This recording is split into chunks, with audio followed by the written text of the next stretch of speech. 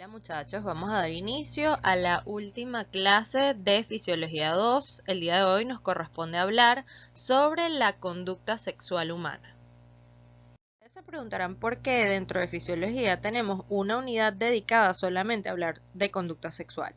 Esto es primero porque la conducta sexual es esencial para la supervivencia de todas las especies, no solamente del humano. Y los trastornos dentro de la conducta sexual pueden generar múltiples patologías en las personas, ¿ok? Desde el deterioro de relaciones interpersonales hasta cuadros de infelicidad y frustración que conllevan a diversas patologías psiquiátricas, ¿ok? Además de eso, tenemos que saber nosotros como médicos y ustedes como futuros médicos que hay algunos fármacos que nosotros utilizamos que pueden alterar la conducta sexual de los pacientes y es nuestro deber informárselos cuando este sea el caso y dada la situación donde el efecto secundario del fármaco sobre la conducta sexual sea muy importante o tenga un impacto demasiado grande sobre la vida del paciente, debemos modificar la terapia farmacológica, ¿ok? Porque esta es una parte fundamental de la vida del ser humano y no debemos dejarla a un lado. Pero el día de hoy no vamos a hablar de enfermedades ni de fármacos, sino que vamos a hablar de los cambios fisiológicos que ocurren durante el coito. ¿Ok? Todos estos cambios ocurren en los órganos genitales, pero la respuesta sexual como tal es una respuesta integrada que va a involucrar múltiples partes del organismo, como lo vamos a ir viendo a lo largo de la clase, ¿ok? La mayor parte de nuestros órganos y sistemas se modifican en diverso grado durante la actividad sexual. Y vamos a tener que estas manifestaciones fisiológicas durante el coito van a ser diferentes dependiendo de las fases, que vamos a tener tres fases: la fase de excitación, la fase de orgasmo y la fase de resolución. Bien, en esta tabla vamos a tener ilustrado las tres fases que acabamos de nombrar, que es la excitación, el orgasmo y la resolución, y cuáles son las modificaciones fisiológicas en los órganos genitales masculinos y femeninos, y a su vez cuáles son las reacciones extragenitales, o sea, las modificaciones que ocurren fuera de los genitales para ambos sexos, ¿ok? A grandes rasgos, en la fase de excitación en el hombre ocurre la erección del pene, el aumento del tamaño y la elevación de los testículos y una tumescencia del glande que puede llegar a colorearse púrpura, ¿ok? Esto lo vamos a ir hablando un poquito más adelante a qué nos referimos con tumescencia.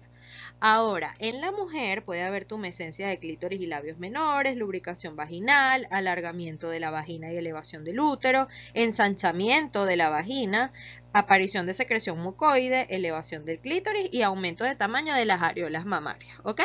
Mientras que en las reacciones extragenitales podemos mencionar la erección de los pezones, el aumento de la frecuencia respiratoria expresado en hiperventilación, aumento de la frecuencia cardíaca, aumento de la presión arterial, lo cual es variable, la aparición del rubor sexual, que es eritema en la cara, el tronco y en los glúteos, y el aumento del tono muscular, ¿ok? En la segunda fase, que es la del orgasmo, en el varón podemos ver contracción de las vesículas seminales y la próstata, además del conducto deferente, para producir la emisión del semen, contracción de los músculos bulbo e isquiocavernosos con expulsión del líquido seminal, que es la eyaculación, y las contracciones del esfínter anal. Mientras que en la mujer aparecen las contracciones uterinas y las contracciones de la plataforma orgásmica, entre comillas, de la vagina y las contracciones del esfínter anal, igual que en el varón. Mientras que en las modificaciones o reacciones extragenitales vemos espasmos musculares de musculatura estriada, aumento de la ventilación pulmonar, puede haber más taquicardia que en la fase anterior, aumento de la presión arterial incluso superior al de la fase anterior y alteraciones del sensorio. Mientras que en la fase de resolución, en el varón hay una involución rápida de la erección del pene y un periodo refractario. En la mujer vamos a ver una disminución lenta de la congestión pélvica, pérdida de la tumescencia del clítoris y labios menores, posible retorno a la fase orgásmica, ¿ok? Que es la respuesta multiorgásmica que puede tener la mujer versus este periodo refractario que surge en el varón, que esto vamos a hablar más adelante. Y dentro de las reacciones extragenitales se puede observar sudoración, retorno de la frecuencia cardíaca a niveles antes de la excitación y retorno de la presión arterial de igual manera a los niveles basales, ¿ok? Previo a la fase de excitación. La fase de excitación, que es la primera, va a ser muy similar para ambos sexos, ¿ok? En esta fase vamos a tener que lo que predomina son los procesos de vasodilatación que aumentan considerablemente el aporte de sangre en determinadas regiones y la aparición o el aumento, mejor dicho, de la lubricación vaginal. Entonces, esa vasodilatación ocurre principalmente en unas regiones, ¿ok? La principal consecuencia de eso son los fenómenos eréctiles del pene y de la vulva, incluido el clítoris, y además el aumento de tamaño de órganos como los testículos, las mamas y diversos genitales internos, ¿ok? El fenómeno de lubricación vaginal se va a dar porque durante la excitación sexual, como nombramos, hay una vasodilatación interna intensa que produce un aumento en la presión hidrostática del capilar. Vamos a comparar este lado derecho de la imagen, que es la vagina excitada, versus el lado izquierdo, que es la vagina aquiescente, que es aquella que no se encuentra en la fase de excitación del acto sexual, ¿ok? Entonces, ese aumento de la presión hidrostática del capilar hace que el líquido salga de ellos hacia el exterior, ¿ok? ¿Qué pasa? La capacidad de reabsorción de líquido del epitelio permanece constante. Lo que aumenta es la cantidad de líquido fuera del vaso. Entonces, el abundante líquido de lubricación vaginal tiene una composición que se parece bastante al componente del plasma o a los componentes del plasma. Es importante aquí hacer mención del efecto del estrógeno, que es esto que vemos aquí, sobre estas lineecitas punteadas, que es que los estrógenos hacen que se produzca un bombeo de protones en dirección a la luz vaginal y aumentan la capacidad de transferencia de líquidos del epitelio. El orgasmo lo vamos a definir como una serie de fenómenos contráctiles tanto de músculo liso como de músculo estriado, que va a tener efectos diferentes en el hombre y en la mujer. En el hombre, la contracción de la musculatura lisa está dada por contracción del conducto deferente, la próstata y las vesículas seminales, que eso hace que el líquido seminal se colecte en el bulbo uretral. Cuando ese semen está colectado a nivel del bulbo uretral, el hombre tiene una sensación de inminencia eyaculatoria, ¿ok? Cuando se presenta esa sensación, hay una propulsión, ¿ok?, del semen a lo largo de la uretra por la contracción de los músculos isquiocavernosos y bulbocavernosos, en lo que conocemos como fase de expulsión, ¿ok? Al mismo tiempo que se está sucediendo en esta contracción, hay contracciones rítmicas de músculos perineales, ¿ok?, musculatura del piso pélvico, que ayuda a la eyección del semen.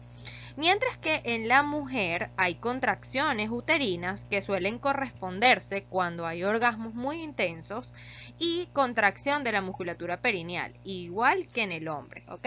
En la actividad de la contracción de los músculos del piso pélvico, principalmente la contracción del pubococcigio, es lo que determina los movimientos intermitentes de lo que se conoce como plataforma orgásmica vaginal, que es el tercio externo de la vagina, ¿ok?, lo que rodea. Y por último tenemos la fase de resolución, que es el retorno a los niveles funcionales iniciales con reducción de vasocongestión y relajación muscular. Esto se acompaña de un periodo refractario, que es el periodo de tiempo en el que es difícil producir nuevas respuestas de excitación o de orgasmo, que puede durar varios minutos y alargarse progresivamente con la edad. Ese fenómeno es más característico del varón, porque en la mujer se pueden producir estados parecidos de refractariedad, especialmente luego de orgasmos muy intensos o repetidos.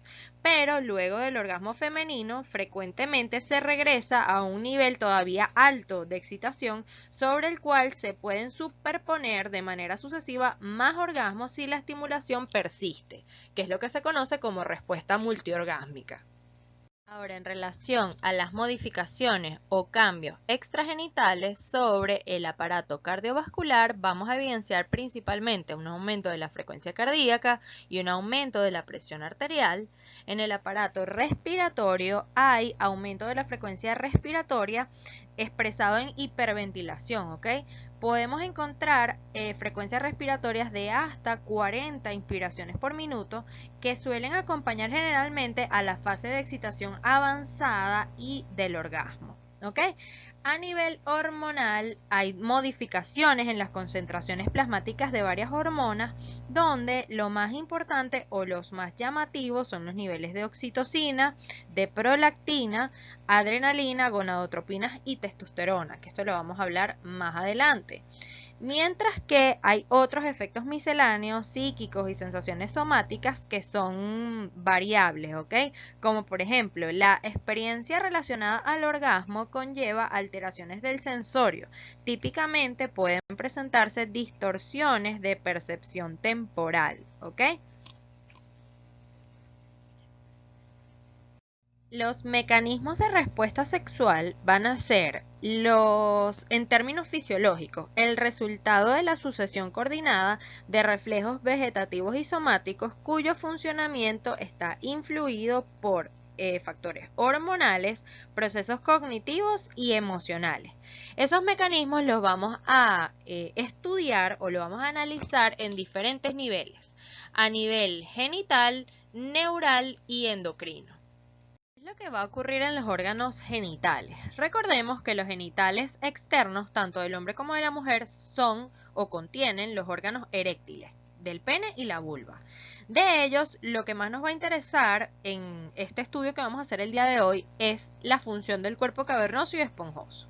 Durante la fase de excitación va a aumentar el aporte arterial a esos cuerpos cavernosos y esponjosos y va a disminuir al mismo tiempo el retorno venoso, lo que va a resultar en un aumento de tamaño, que es lo que se conoce como tumescencia, y en los cuerpos cavernosos del pene, rigidez, ¿ok?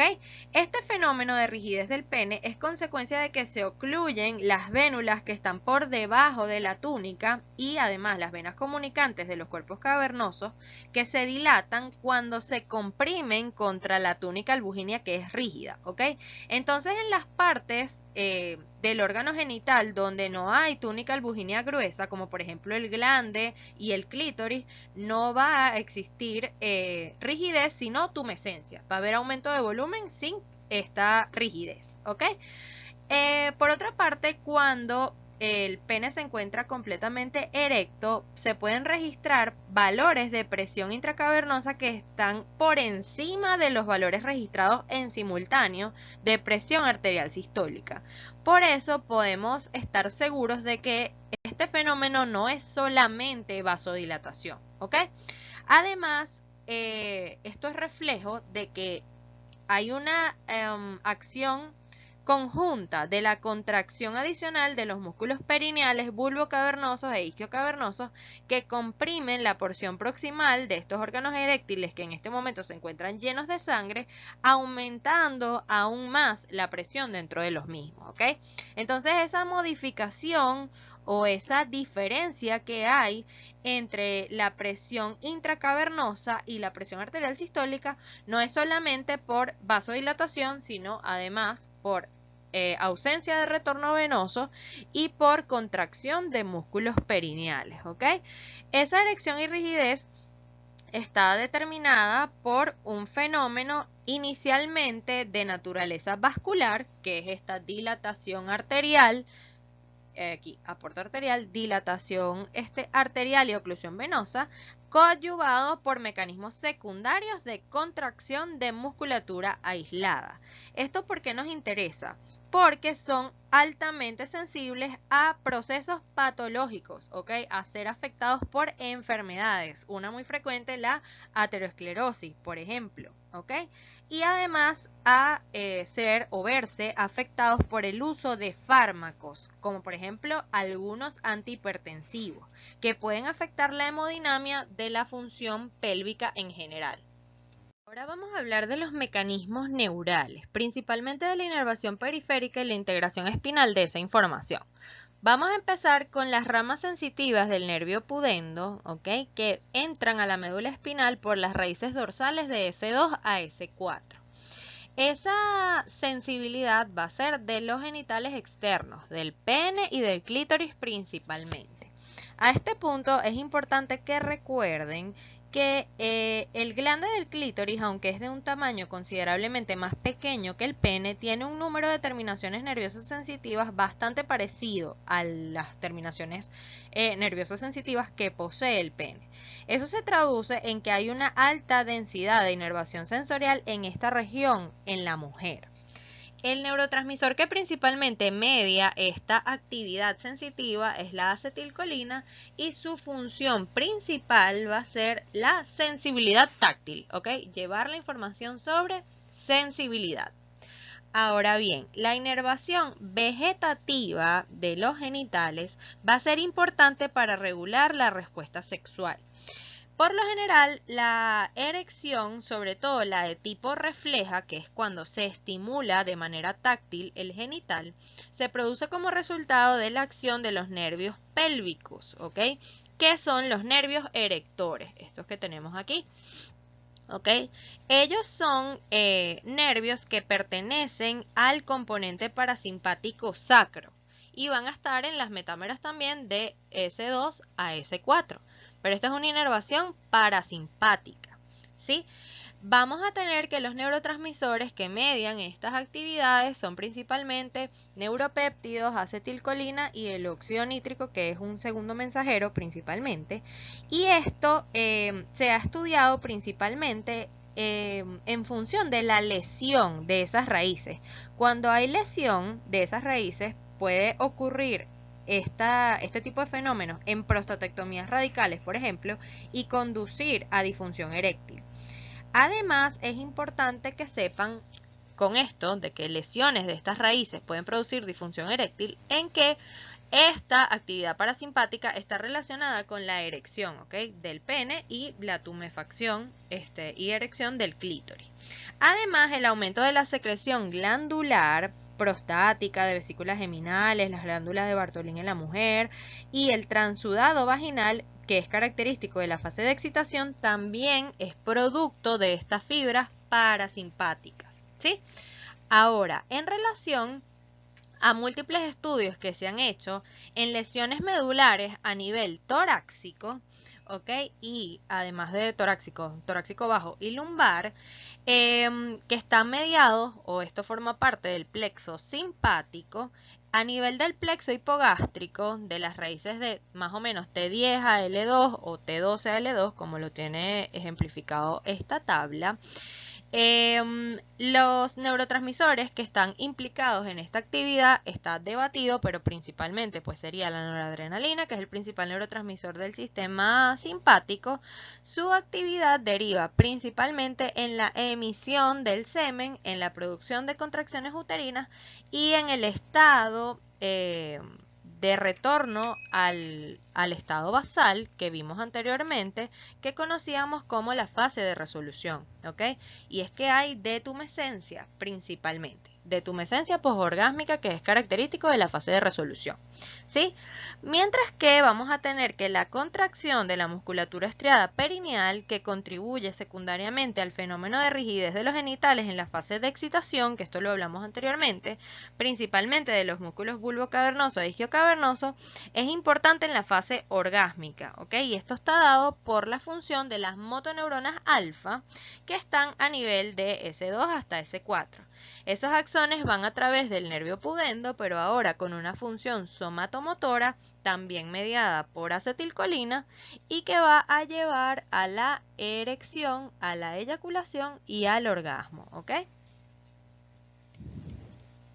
Antes de comenzar a hablar de los factores endocrinos relacionados a esta conducta sexual, se me olvidó mencionar en la diapositiva anterior que el paso de la información sensorial que viene de los genitales hasta el cerebro se hace por el haz ventral del sistema espinotalámico y que la estructura o las estructuras cerebrales que están relacionadas con el procesamiento de la actividad sexual no están actualmente bien localizadas. Sin embargo, aquellas o las regiones del cerebro que están más relacionadas o que se ha encontrado mayor asociación con el procesamiento de la actividad sexual es el hipotálamo y otras regiones de la corteza límbica. Sin embargo, esto sigue en estudio, simplemente a modo de que tengan una idea topográfica de dónde se procesa esta información a nivel central.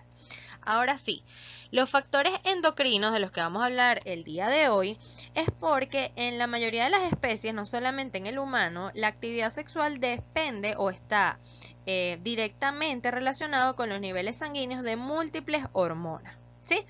Estas hormonas las tenemos comprendidas en todas estas categorías: andrógenos, estrógenos, prolactina y oxitocina principalmente.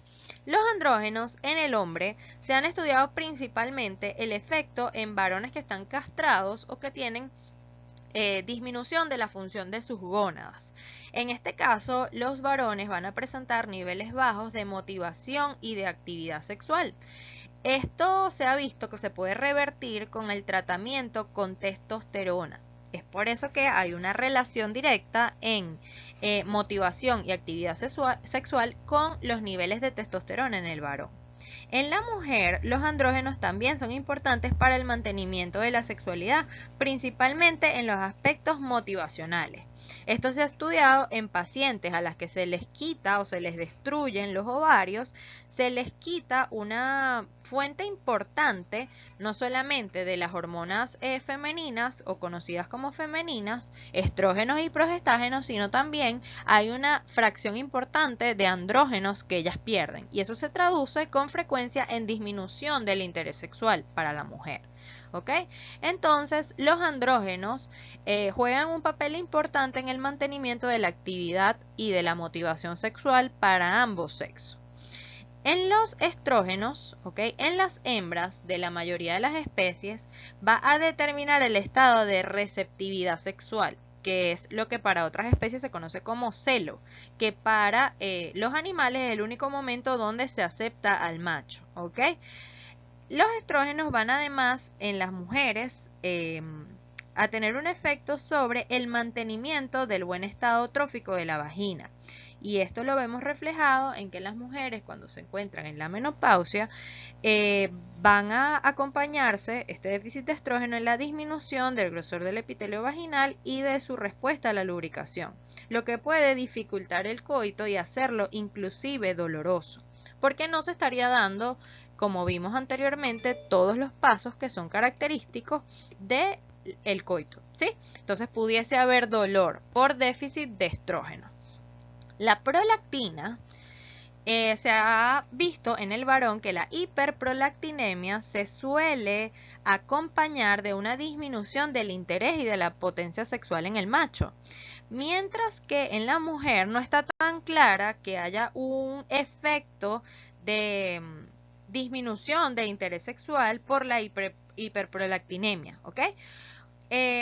Pero puede o se cree que indirectamente puede contribuir a la sequedad vaginal y al dolor coital o poscoital que puede acompañar a la lactancia como resultado de la disminución de los estrógenos durante la menorrea que produce la prolactina, ¿sí?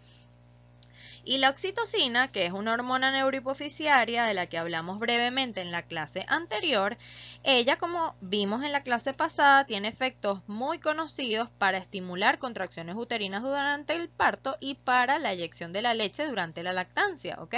Algunas mujeres refieren que durante la lactancia tienen sensaciones placenteras que pueden recordarles a las relaciones sexuales, ¿ok?